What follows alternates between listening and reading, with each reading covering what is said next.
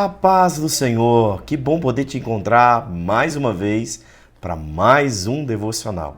Dia a dia o Senhor vem nos instruindo com a sua palavra, nos dando norte, direção, caminho, propósito e em todo tempo nos instruindo como nós devemos nos comportar diante da sua ordem, diante do seu desígnio.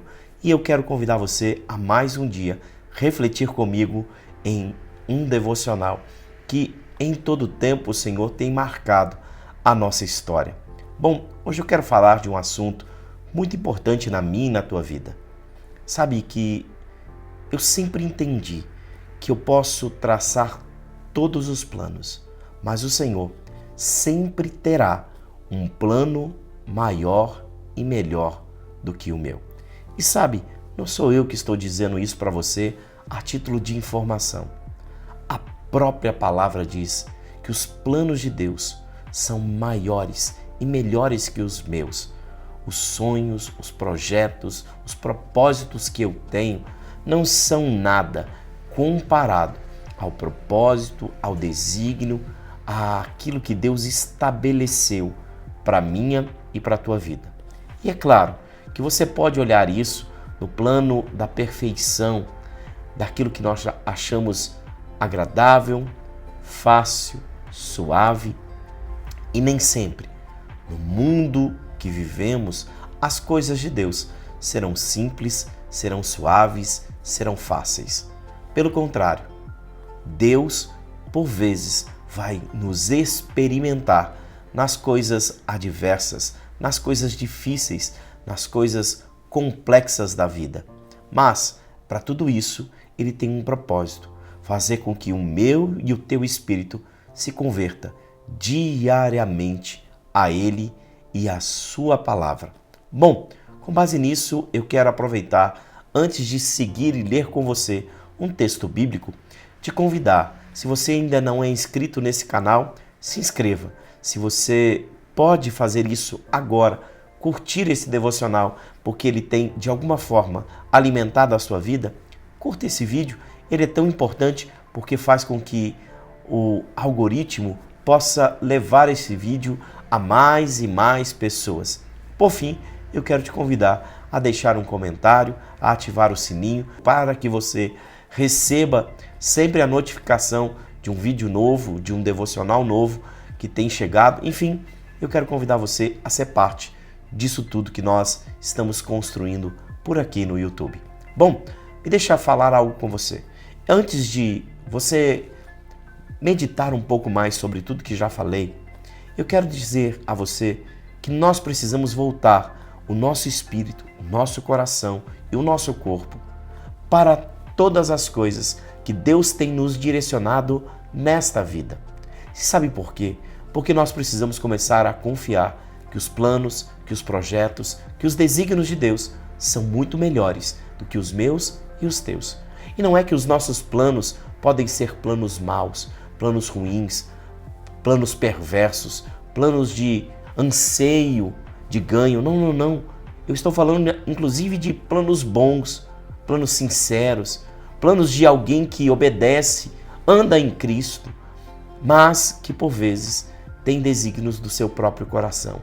E é aqui que por vezes nós nos perdemos. E sabe por quê? Porque a palavra do Senhor diz assim, que enganoso é o coração do homem. Ele mesmo ainda diz que nós não devemos firmar a nossa vida no nosso coração, porque certamente nós seremos enganados. Bom, com base nisso, eu quero ler um texto com você no dia de hoje. Eu quero que você abra a sua Bíblia no livro de Atos. O capítulo é o capítulo de número 16. O versículo é o versículo de número 6. Preste atenção nesta história.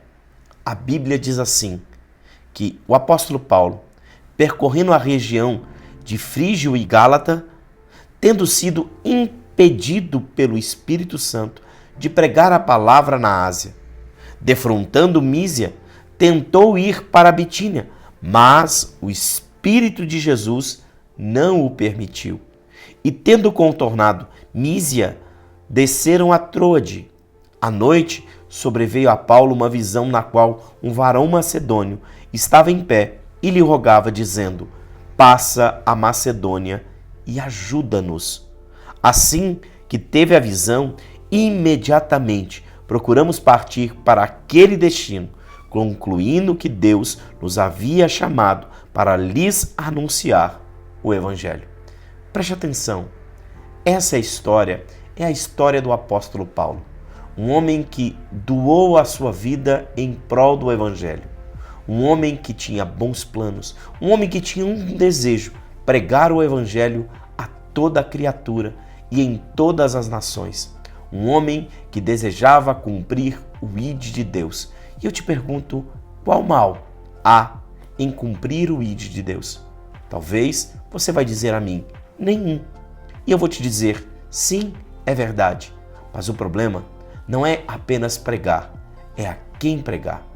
Aqui existe uma marca, um selo que eu e você precisamos ser muito atentos. E sabe por quê?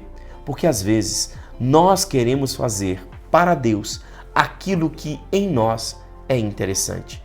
Eu já ouvi pessoas dizendo assim, sabe, pastor, eu não consegui ficar naquela igreja porque eu tenho um ministério, eu tenho um dom, eu gosto de tocar música, eu gosto de cantar, eu tenho aptidão para adoração, mas lá eu não tinha oportunidade. E eu vou te perguntar uma coisa, o que Deus disse a esse respeito? Se as oportunidades fossem todas de Deus, Deus não teria, como diz o texto, impedido Paulo de ir.